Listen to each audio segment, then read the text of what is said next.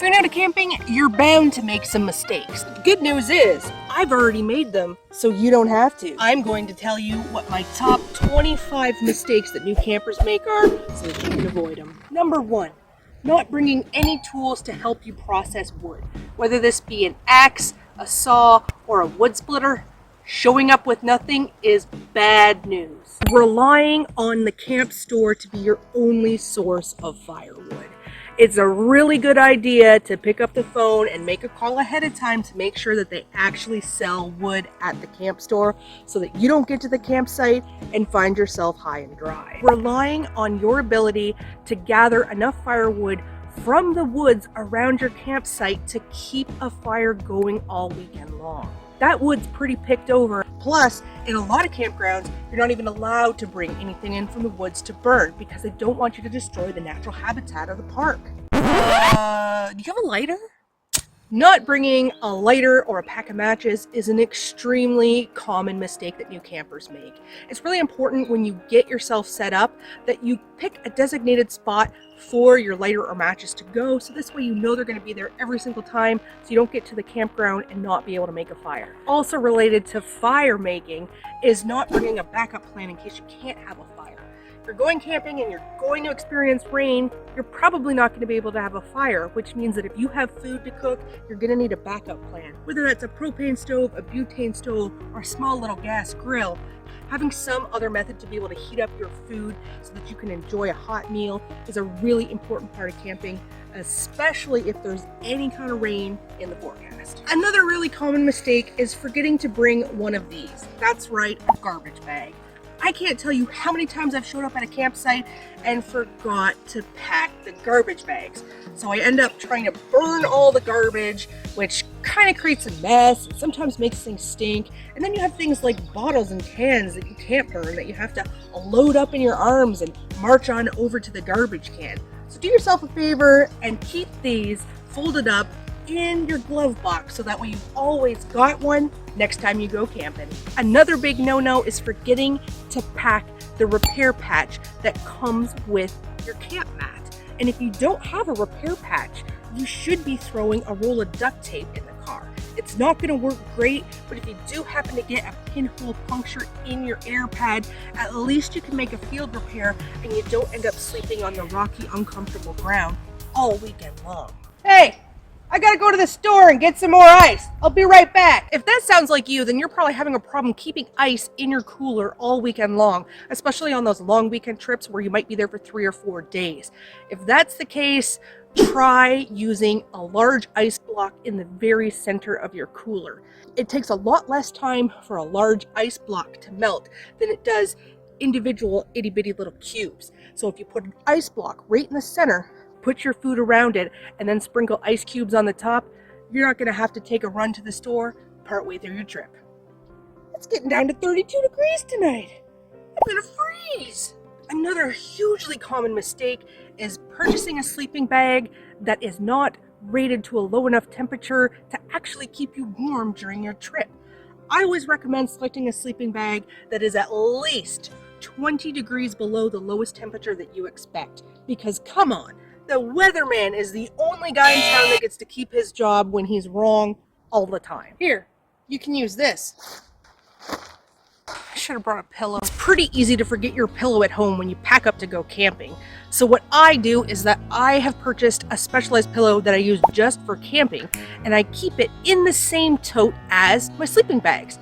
That way it's always there and I never have to worry about forgetting it. I don't know, I guess we're just gonna have to sleep in the car tonight. There's no campsites anywhere. Not making a campsite reservation is a huge party foul. There is no guarantee that there's gonna be an open campsite when you pull up, so it's super important to book one ahead of time. So what do you do if you arrive to a park and it's totally booked?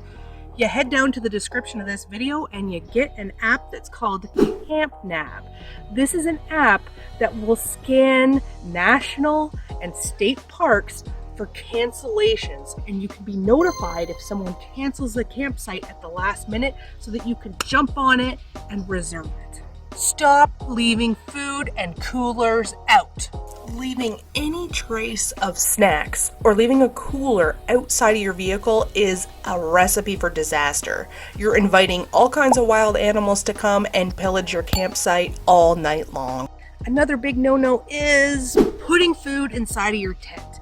If you can't store food in the car, then you're gonna have to find somewhere to hang it up in the tree so that critters can't get to it. Storing food or snacks in a tent is a terrible idea, especially if you're in bear country. But honestly, it's not just bears that you have to worry about. There's still a lot of creatures that can get into your tent and damage your gear. That includes rodents, raccoons, skunks, all kinds of horrible things that you really don't want clawing through the fabric of your tent to get into your snacks. Not using a ground cloth or using a ground cloth improperly. Now, what's a ground cloth? A ground cloth is also called a footprint for your tent, and it is a piece of fabric that is slightly smaller than the edges of the tent body floor that prevents water from seeping up through the tent floor and getting you wet while you sleep at night. Come on, hurry, it's gonna rain, get under here. Another common mistake is not having a plan for what happens if it rains.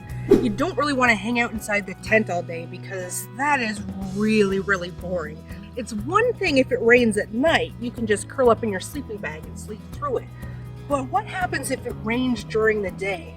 And not just a system that passes through, but an all-day rain. It's a really good idea to start bringing a tarp with you so that you can create a little rain shelter that you can sit at the picnic table underneath.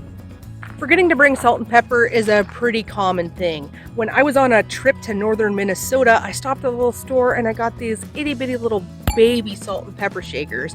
You turn the top and one side is salt and the other side is pepper, and it's just really small and you can throw that right in with your cook kit for camping. So I picked one up and I never had to go without salt and pepper ever again. Does anybody have any napkins? Don't forget the toilet paper. Even though most campgrounds with bathrooms like this are supposed to be stocked up with toilet paper, I can't count on my hands the number of times I've walked in a bathroom like this and not found a single square to wipe with. It's a good idea to throw a few extra rolls in the car before you go on your trip, and I like to bring one with me in the tent at night, just in case I have to go in the middle of the night. It's right in the pocket beside the door, so I can grab it right on my way out the door, so I don't have to rummage around and try to find it in the dark. Bathrooms at most campgrounds don't have soap, and in fact this bathroom doesn't even have running water, which is pretty common in most campgrounds. So it's important to carry a bottle of hand sanitizer with you so that you can sanitize your hands after using the restroom, and it's also important to have a bottle of soap so that way you can wash your hands if they happen to get soiled. You don't want to be left in the dark. It's a pretty common mistake to forget to bring a flashlight or a headlamp, and that can leave you in the dark. Fortunately nowadays, most people have a flashlight function on their cell phone, but you don't want to be that guy at the campsite. These bugs are driving me crazy! Don't forget to bring bug spray because mosquitoes and biting flies are super annoying. Plus, if you forget it, they're going to charge you an arm, a leg, and your firstborn over at the camp store for a canister of it. Dinner's almost ready! Ooh, but I can't take the pan off the fire. I can't tell you how many times I've forgotten to bring a silicone glove, an oven mitt, or a heavy towel with me so that I can take my cast iron pan off the fire. It is way too hot to touch, and I usually end up having to use a t-shirt or some other piece of clothing, which inevitably gets stained and or burnt to the handle. Just do yourself a favor and pack an old towel or something in there. You can wrap that around the handle and take it off. This one's gonna seem kind of silly, but it's actually happened, so I'm gonna say it. Don't leave your tent unzipped at night with a flashlight on inside it. When I was in college, I convinced one of my best friends to come camping with me. I even went with her to the store, helped her pick out a tent and a sleeping bag and all that stuff. She got there the first night and it was getting late because it was after we were done classes, as she left the zipper open on her tent with the flashlight on inside of it as she was going to her car to get stuff to bring it in the tent.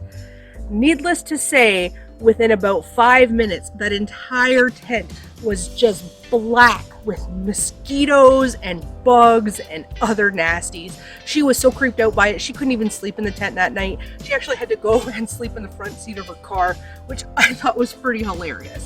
So don't make that mistake. If you're new to campfire cooking, one of the things you need to understand is that you need butter and you need a lot of it, especially if you're cooking in a cast iron pan because things have a tendency to stick. So whatever you do, don't forget the butter. One of the biggest mistakes that brand new tent campers make is that they don't take a look at the lay of the land before they set up their tent, which results in the ground being unlevel. So the tent is either tilting sideways or it's tilting backwards, which makes you feel like you're kind of sleeping on a hill and you're gonna roll down all night long.